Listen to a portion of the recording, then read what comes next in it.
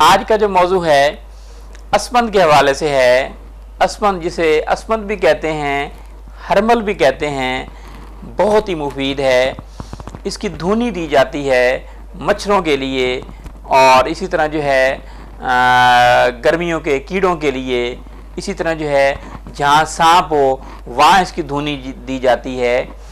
और बाज़ लोग जो हैं जो जैसे पीर हैं और इसी तरह जो है बाज़ पीर भी जो है इसकी धुनी दिलवाते हैं कि ये जादू टोना को ख़त्म करने के लिए अस्मंद की धुनी जो है बहुत ही मुफीद है।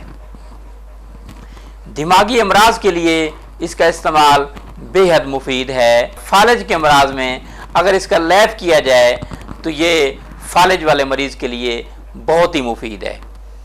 अलसी के बीज और हरमल जो है दोनों अगर इस्तेमाल किए जाएं, 10 ग्राम अलसी के बीज, 10 ग्राम हरमल के बीज और 50 ग्राम इसमें शहद मिला लिया जाए, इसकी मजून बना ली जाए, आधा चम्मच सुबह और आधा चम्मच शाम को इस्तेमाल किया जाए, इसको चाट लिया जाए तो ये दमा के अमराज के लिए बहुत ही मुफीद है।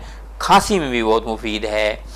जिन अफराद को कम सुनाई देता हो और उनको कुव्वत समात का मसला हो और डॉक्टर्स ने उनको मशवरा दिया हो कि आप आला लगाएं, तो इस हवाले से 25 ml मूली के पत्तों का रस ले लीजिए, 25 ml हरमल के पत्तों का रस ले लीजिए और 40 ml तिलों का तेल ले लीजिए और तीनों चीज़ें मिला लीजिए।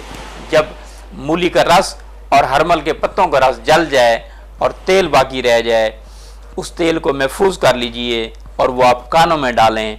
इंशाल्लाह आपकी कुव्वत समात जो कम सुनाई देता है इंशाल्लाह ख़त्म हो जाएगा और आपके कान फिर से दुरुस्त हो जाएंगे, सही हो जाएंगे, तंदुरुस्त हो जाएंगे। जरियान के अमराज में बहुत मुफीद है। जरियान में 50 ग्राम हरमल और 50 ग्राम मिश्री मिला लीजिए, इसका सफूफ बना लीजिए।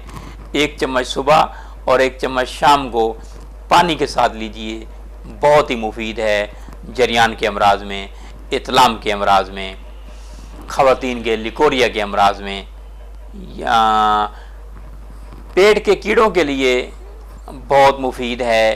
पेट के कीड़ों के लिए 1 ग्राम हरमल इस्तेमाल किया जाए तो ये पेट के कीड़े आपके ख़त्म होंगे, पानी के साथ लिया जाए। पेट के कीड़ों के लिए बहुत मुफीद है। बुखार के अमराज में यही नुस्खा बहुत मुफीद है और जिन ख़वातीन को अयाम ना आ रहे हों उस हवाले से भी बहुत ही मुफीद है। दर्द नाशक है, दर्द को ख़त्म करता है। कमर का दर्द हो या लंगड़ी का दर्द हो तो उस हवाले से हरमल जो है आप 60 ग्राम ले लीजिए और 1 पाव शहद में मिला लीजिए। आधा चम्मच सुबह, आधा चम्मच शाम को चाट लीजिए तो ये दर्दों के लिए बहुत ही मुफीद है।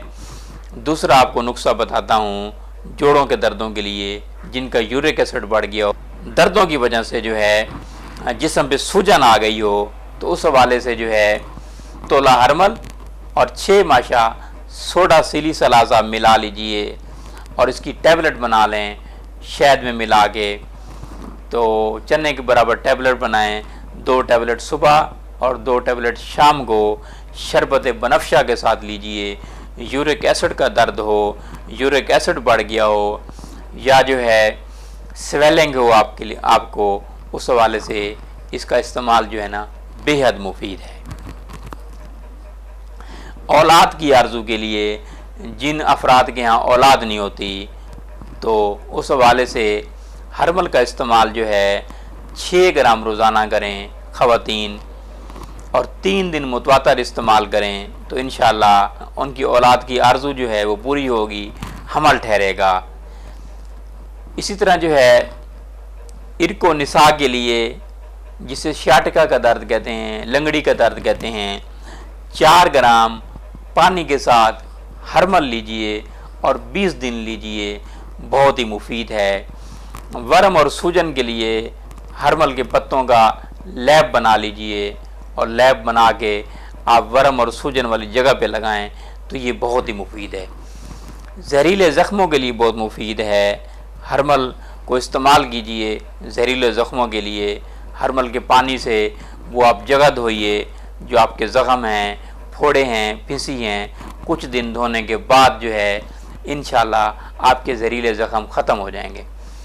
घाव के लिए, ज़ख़म के लिए, शदीद ज़ख़म हो तो उस हवाले से सरसों के तेल में आप हरमल जला लीजिए। मैं आपको इसकी क्वांटिटी बताता हूँ।